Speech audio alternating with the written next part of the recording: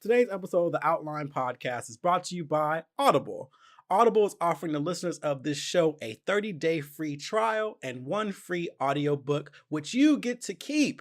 You can redeem this offer by clicking the link in the show notes or visiting www.audibletrial.com/outline-pod. Let's start the show.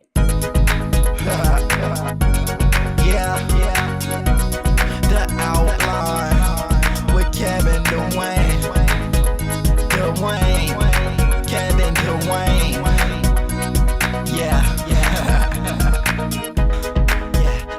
The Outline.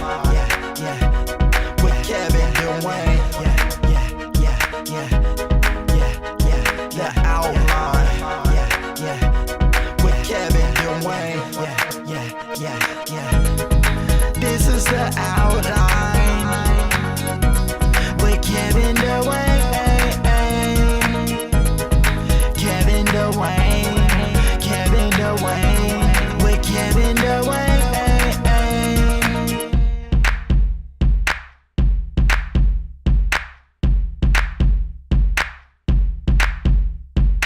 Hey guys, this is the Outline Podcast, and I'm your host, Kevin Dwayne, with your weekly discussion of all things entertainment, LGBT culture, and a piece of encouragement for everyone. We have a great show this week. I'm super excited because I have Sean Anders, who is the co-writer and director of Instant Family, which is out this Friday. It's starring Mark Wahlberg and Rose Byrne, and it's an amazing film.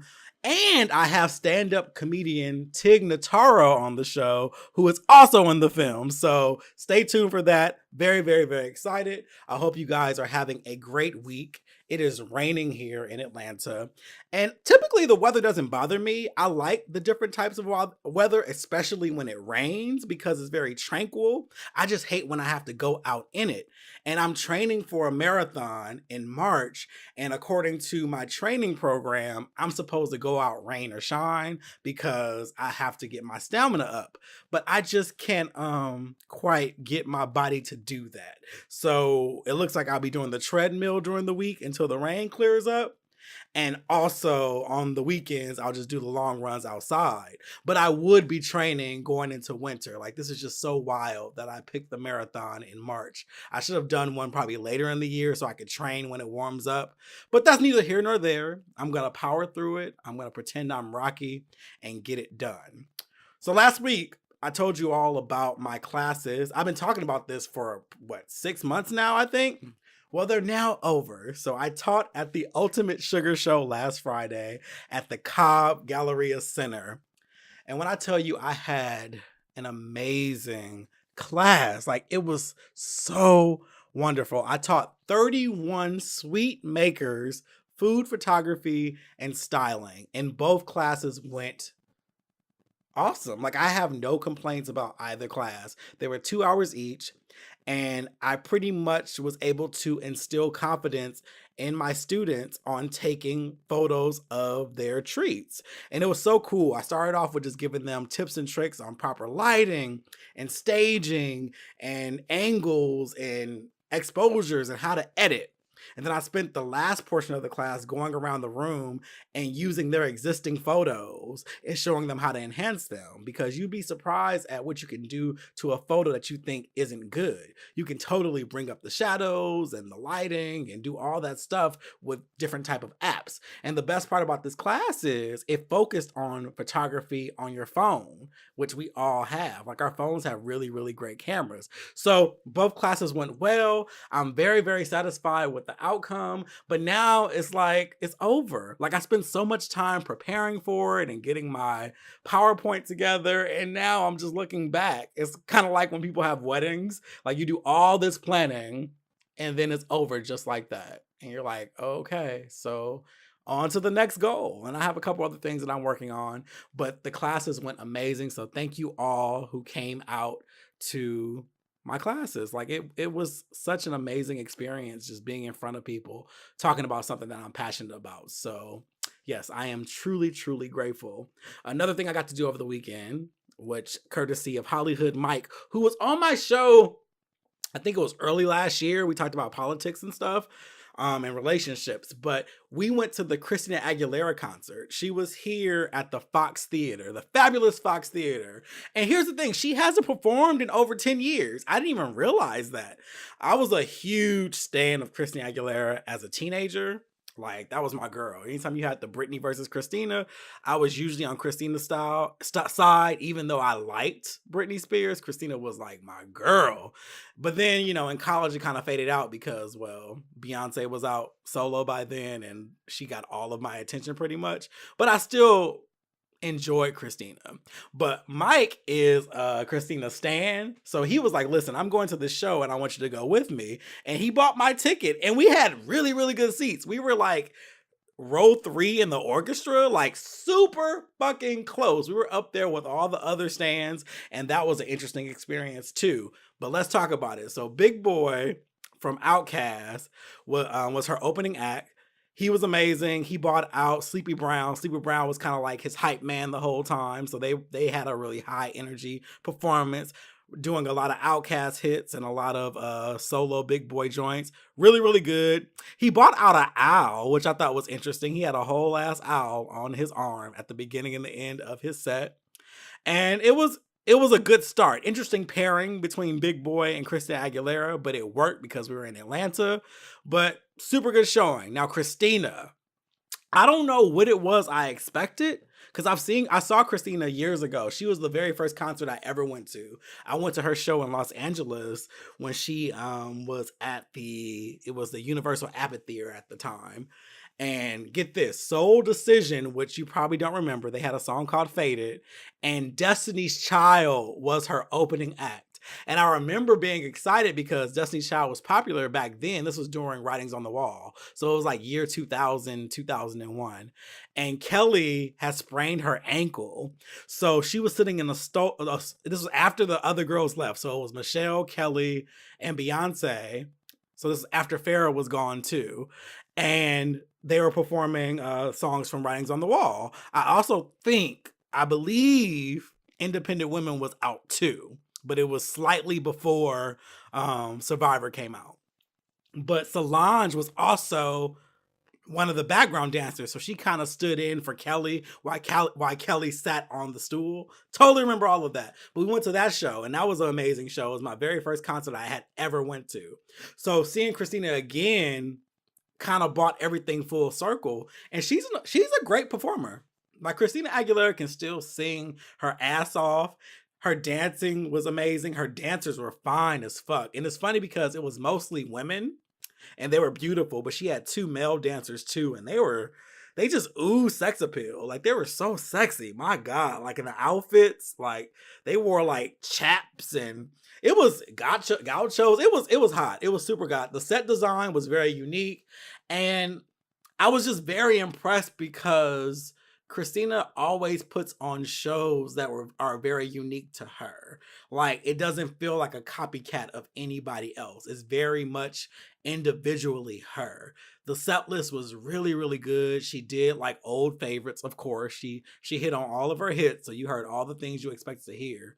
And in fact, she did this dope ass remix of Genie in a Bottle that I really hope they release. Like, it had like this kind of R&B vibe to it. It was sexy. It was so sexy. But I was very, very impressed with the show. It was so good.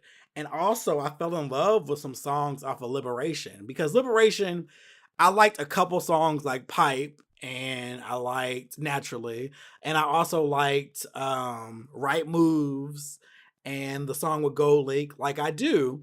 But then she performed this song, which is the last track on the album, called Unless It's With You. And the way she performed the song, it was like a wedding. And then a gay couple came up, and the guy actually proposed to his boyfriend on stage. And it just made me just like, I actually teared up, like, oh my God, I do still kind of believe in love. So it was great. It was great. So I actually ended up putting that song on repeat afterwards. And I made a playlist of Christina Aguilera songs. I put a lot of thought into the placement. So if you're on Apple Music, go find it. If I remember, I will put a link to the playlist in the show notes so you can check it out. It's called Aguilera Assets. And basically it's all the songs that I like by her that are kind of like more R&B and soulful and sensual. And I really took my time placing the track so it has like a total vibe. So listen to it in order. Shuffling may kind of throw things out of sync. In order is the way it's supposed to be heard, and it's a vibe. And I have actually, unless it's with you, on that playlist. But great show, amazing show. The only downfall was, being that we were close to the front, we were around a lot of the other Craze fans and stands. And her demographic is very interesting. Her demographic is very white and Hispanic, to say the least. But the people behind us they started off really, really cool. They were super, super excited before the show started. And so we're all talking to them like, oh, when was your first Christina concert? And what's your favorite album? And what's your favorite song? Everybody had this kind of community going on. And it was cool at first. But when she came on stage, they went insane. Now, if you're going to your favorite person's show, I have no issue with you turning up for them. I go crazy when I'm at a Beyonce show, but I'm also not rude to the people around me. I'm also not being unreasonable. I'm also not doing crazy shit. The people behind us were doing the most. So the lady directly behind me kept yelling so loud that it literally hurt my ears. And it had no rhyme or reason. She'd be yelling when Christina was off the stage getting changed, or she'd just be yelling just to yelling. It could be a slow song and she'll just scream just to scream. And then the pacing was like literally every 10 seconds. So she would scream, take a break and a breath, and then scream again. It was so annoying and unnecessary. Hell, she screamed so much, I think I lost my voice at the end of the night. So it kind of took away from the experience. The guy next to her, he was just drunk. He was absolutely drunk. He kept falling on us, like the people in front, like he kept falling on me, leaning. He kept kind of tapping me and hitting me. And like he kept putting his arm like in between me and the person next, like reaching out to her. And it's just like he had no respect for personal space. But what made it more annoying is normally you'd be okay with people apologizing to you because they're apologizing, but they apologized so much that it was annoying. And it was annoying because they weren't changing their actions. Like the one guy just kept saying, oh my God, I'm so sorry. I just love her so much. I just love her so much. I just love her. And the same with the girl. She's like, I'm so sorry. I'm just really, really excited. And it was annoying. It was mad annoying, but the show was still amazing. I'd like to thank Mike again for inviting me. Like he bought the tickets for us. Like, so it was a free show, and I've never gone to a show with someone where we're that close to the stage outside of back in the day with Garrick. So I take that back, but it was amazing. Like it really kind of made me dip back into my Christina Aguilera music and just kind of embrace it. I know she gets a lot of flack for singing so intensely and going in. Her and Jennifer Hudson get a lot of flack for being loud, but there's talent there. And it was just, she puts on a great show, but the tour is now over because that was the second to last show. And I believe the last show was in St. Petersburg, which was a couple days ago, or I don't know, it was sometime this week. So great show, enjoyed it. And also, before we move into the talk with Sean Anders and Tig Notaro, I wanted to have a quick moment to talk about Stan Lee. Stan Lee of Marvel fame, he is the founder and creator of Marvel, passed away this week at 95 years old. I wasn't a big comic book fan growing up, but I still witnessed the impact that Marvel had on people. People loved X-Men, and they loved comic books like so much. So I know what the impact was. And even being a late bloomer watching like Black Panther and Spider-Man and all these other Marvel classics, I understand that a great force has left the earth, and he has left a great legacy. I mean, since I believe it was 1930, I think it was 1937 is when he started the franchise, all the way till now, and all the movies and the billions sold and the impact that he will have forever. It's not going to stop. It's going to continue. And so a great loss happened this year. And it's funny, like so many of our legends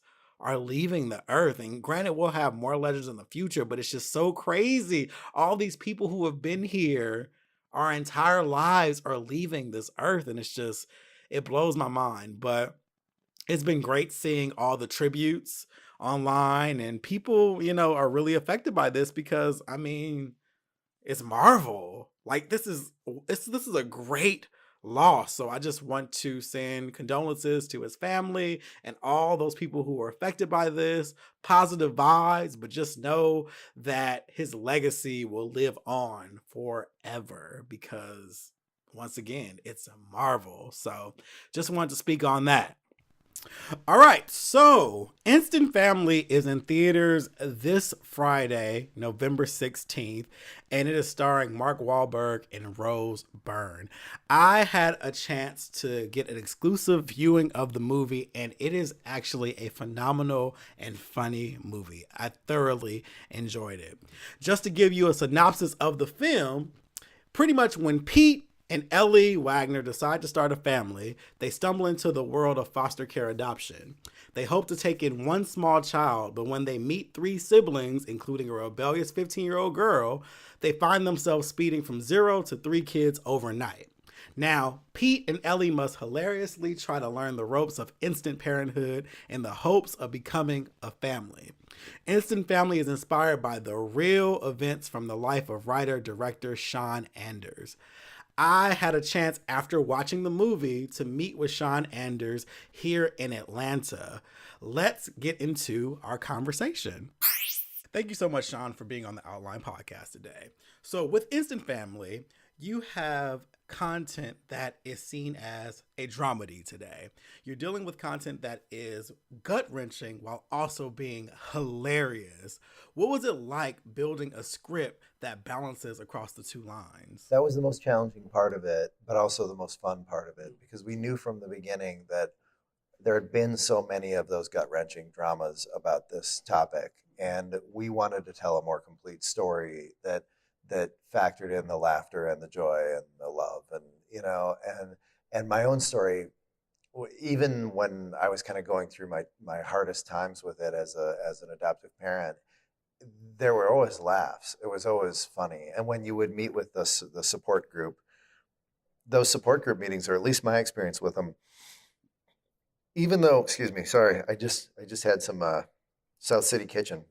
So anyway, even though people were dealing with some really difficult things, there was always so much laughter in those support group meetings. And that's really how people would get through the harder parts of it, is just by laughing together. So the idea of making a movie like this, where people can come in, be exposed to, this world of foster care and adoption, but to be able to laugh and have a good time with a lot of it, was really important to me. So you and your wife are adoptive parents, which inspired Instant Family. In what ways is your story similar to that of Ellie and Pete Wagner, and what ways is it different? Well, we didn't adopt a teenager. That part of the story was based on several other families that we met,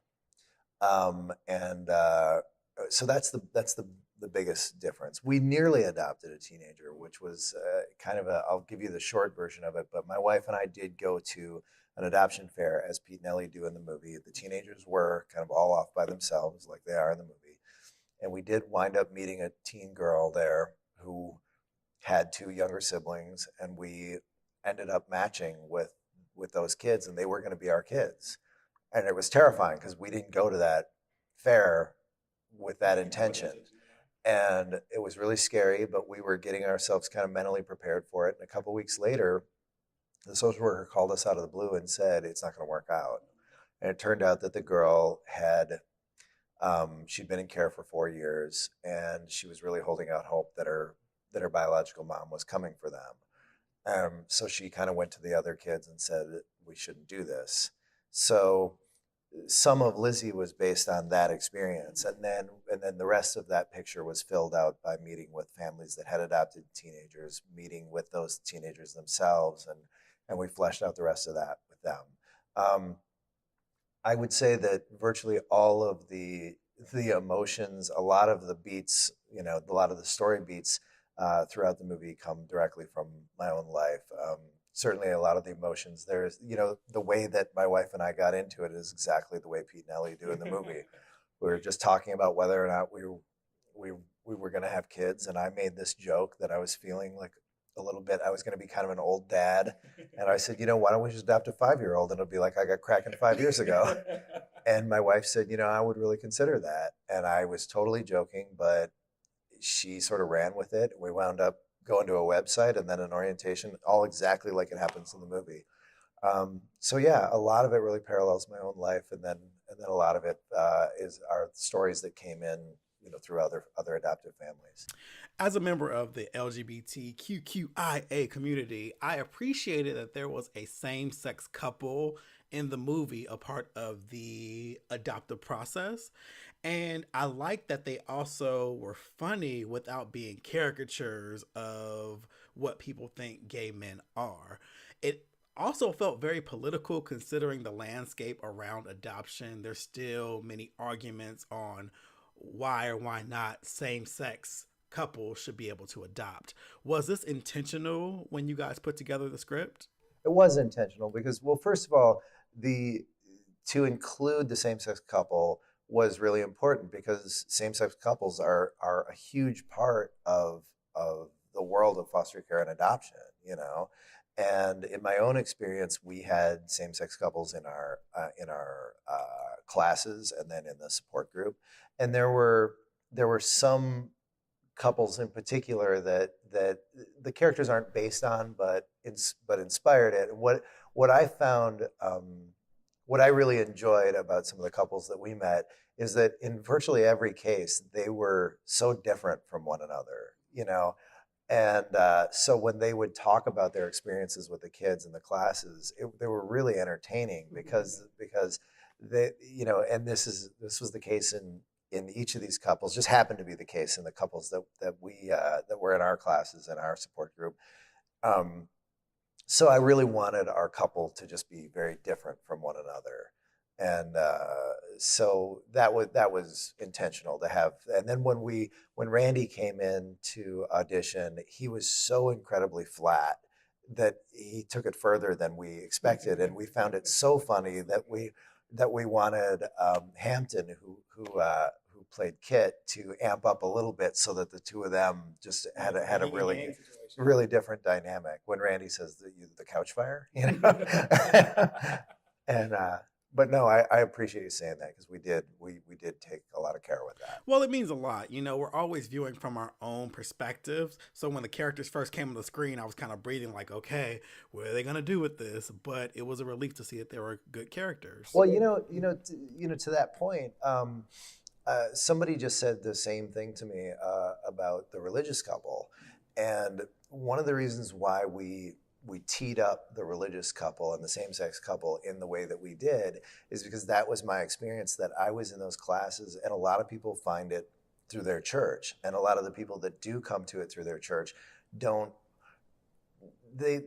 none of us have met all the different kinds of people that are involved in this. And we get there and we're all so different when we first start, and our ideas about adoption are also naive and new and different. And by the time we go through the classes, and certainly by the time we're in the support groups, we've all really pulled together. And I wanted to show that in the movie because we're all going through the same thing. Indeed. So, Sharon and Karen, played by Tig Notaro and Octavia Spencer. I thought they were hilarious. They played off each other. It was very much a yin and yang situation. Is there a reason why you decided to make this character 2 social workers instead of just 1 social worker? That again was inspired by real life. The social workers that we worked with were very yin and yang. We had 2 social workers. They could not have been more different. And they were funny in that way that one was maybe erred a little too much on the side of being professional, and the other one was pretty brassy and would kind of say things that maybe she shouldn't have always said. For real? Yeah. So So that was the inspiration from the start. I never in my wildest dreams did I think we'd get Octavia Spencer in our movie, and when we did, and when she read the script, and when she said she wanted to do it, that was such a huge moment for I was going to say for the movie, but really for my whole life and career.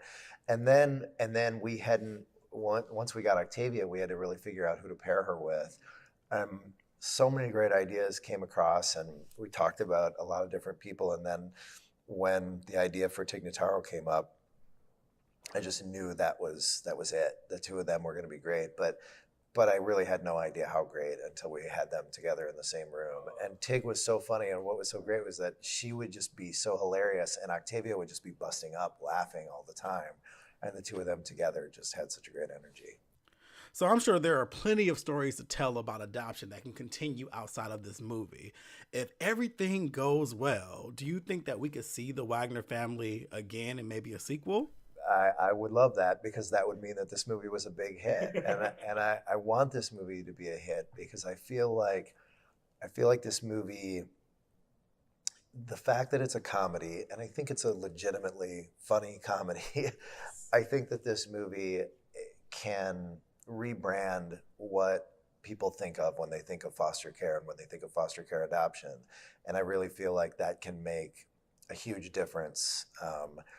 To people, for example, if somebody in their family or somebody they know decides to go the route of foster care, that I think after seeing the movie, I think people will be more supportive of that and more open-minded to it. Because right now, I think a lot of times when people think of these kids, when they think of that world, that it just scares them, So that's my hope. So if the movie is a big giant hit and that happens, then I'll take those characters wherever anybody lets me take them. So I really, really enjoyed my conversation with Sean Anders here in Atlanta to talk about the movie. But if that wasn't already enough, I also got to get Tig Notaro, who is a hilarious stand-up comedian. You may recognize her from the show on Amazon Prime called One Mississippi. She plays character Sharon alongside Octavia Spencer. They are both social workers, and they are hilarious. Check out our conversation here. Hello, hi Tig. How you doing? Good. How are you? I'm awesome. Thank you so much for taking the time to be on the show today. I'm excited. Yeah, thanks for having me. So you play the politically correct and optimistic social worker Sharon. It was hilarious. I loved how you balanced out your dynamic duo character Karen, and always kind of kept her straight when she was going too far off the rails. I thought that was great.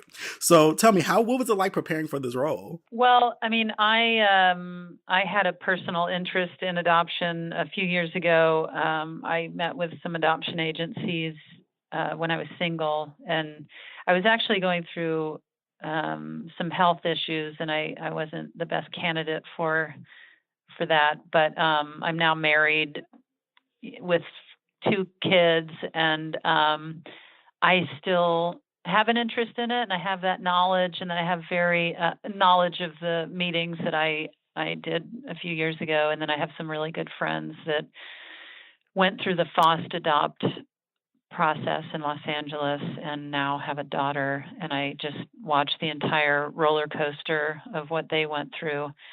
So I think I had that knowledge, and then a very good friend of mine is a social worker, and just kind of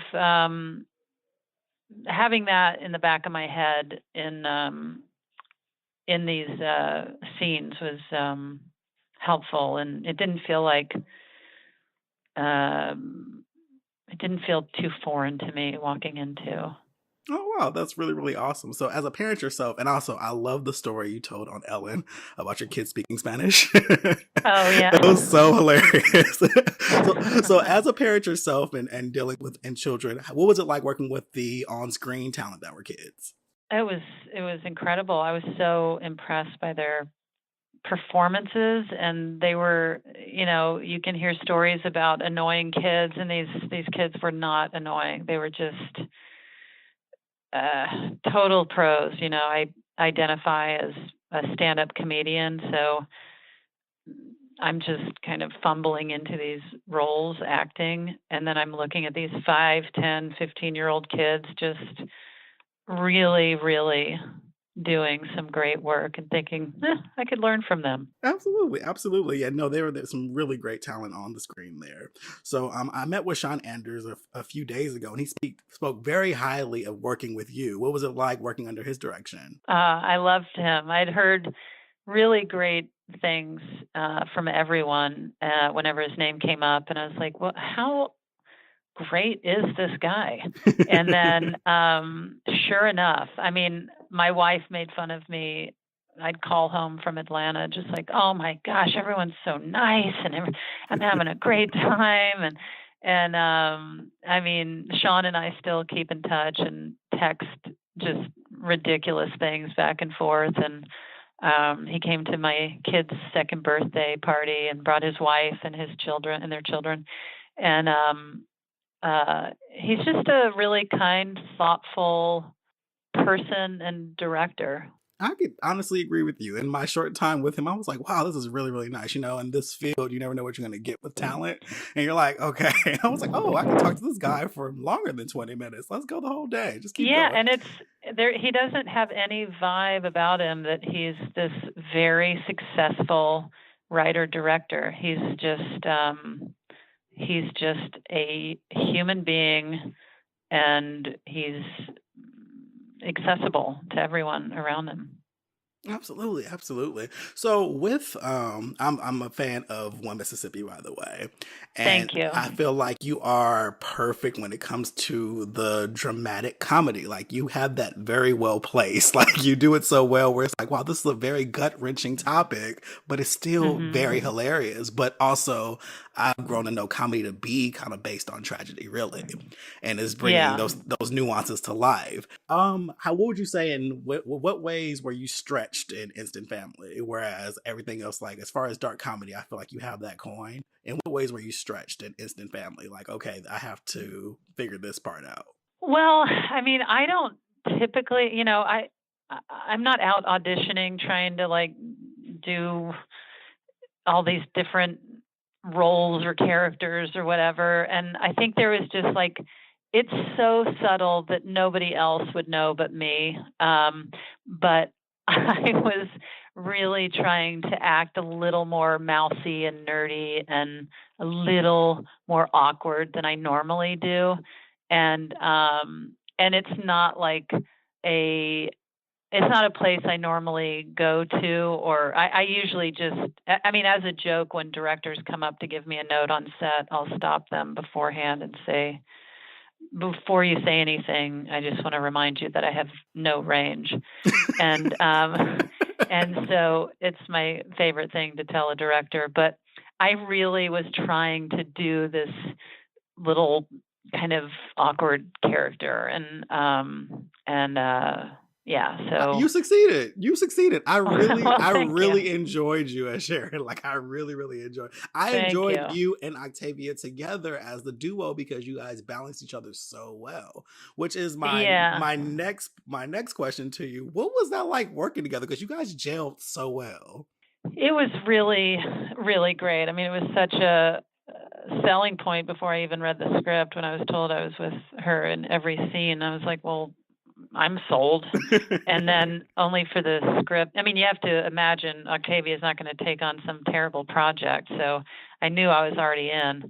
And then the script was so great. But she and I, we had some mutual friends but had never met in person. And then we just connected pretty much immediately and had some really great talks and some really, really heavy duty laughs together. And I think bonding in that real way makes it easier to transfer that to, a scene. And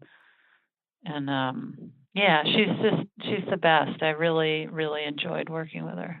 Yeah, it was really it fit perfectly. Like I said, I'm familiar with your stand up, and when I was watching, I was like, oh wow, Tig really works here. Like this is perfect. I could totally like without giving anything away for people who are going to see the movie. It was just like, oh my god, this is so perfect. Like I love this. Absolutely. I had a great time. And it definitely was a very vibrant, like you said, awkward, but it was also very vibrant and kind of whimsical in place. I'm like, this is actually really, really endearing. And I think it's a really great movie. Like I was really Thank you. impressed Yeah, with I'm it. proud of it. Yeah, it's really really good, and I also love that they had. I told Sean this as well. I'm a gay male myself, and I was very excited to see a gay couple that was included, but also that Uh-huh. they were funny without Yeah, being stereotypical. And I was like, right. they're just a funny couple versus Yeah, making it over the yeah. top. And I told him it also felt almost political in a way because so many gay or same sex couples in general are in the high polling for adoption, but there's so Hmm. many things in the government trying to push away from that. So I was happy that we're a representation. Well, I mean, I'm obviously all for same-sex adoption, Absolutely. and yeah, and I think one of the great things about this movie is that it's going to get people really, really talking about the all of the issues behind fostering and adoption, and with the even the Time's Up movement that's been going on, that's so necessary, and really spending the time discussing and analyzing and trying to make things better. That's what I feel. I have confidence that this movie is going to keep or get the discussion going on a grander scale, and that includes the issues with the gay community, and it all feeds into just my joy and gratitude of being a part of this film. Absolutely. I do think that it's going to get people talking and really figuring things out because I left with I literally teared up in the screening and I was like, oh my goodness, like this actually touched me in a way I didn't expect to, and it just really Yeah, because I mean so many children, and for a lack of a better phrase, are just thrown into the system, and people don't realize the trauma that's there and how people look at them when they had no choice in that matter. right. And yeah, and Exactly. even speaking to children who age out of the system, and you're just like, man, like after a certain age, there's so many people out there who aren't interested in you. And I think the movie did a good job at exploring that and opening up the conversation for that. So I really hope it has an impact. So I'm grateful that you were a part of this cast of this great movie. Well, thank you. I mean, I'm so proud of it and very excited to see what everyone thinks. Absolutely. Well, thank you so much for talking with me today. I'm super Thank excited you. to get to talk to you. And I actually wish the best in your career. I love your stand up and I can't wait to see more from you. Thank you so much. I All right. appreciate that. No problem. Have a great day. All right, you guys, make sure you check out Instant Family this Friday, November 16th, in theaters everywhere. It really is an amazing, cute dramedy, as I would call it. I thoroughly enjoyed the film, so make sure you check it out. And that is this week's show. Please share this episode with your friends and family. Leave your comments on SoundCloud. Rate it 5 stars on Apple Podcasts. And also, you can interact with me on the Facebook fan page. It's also under the Outline Podcast. You can find me on Twitter and other social networks in the show notes. Until then, I'll talk to you all next week. Peace out.